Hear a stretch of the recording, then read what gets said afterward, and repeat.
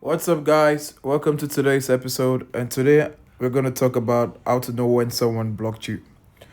First of all, we're going to check if our controller is connected. We see the blue light, we see it's connected. Now, to know if someone blocked you, you're going to press the PS button, and that's going to take you to the game base at the bottom. This is where you can access your friends and the conversations that you've had recently.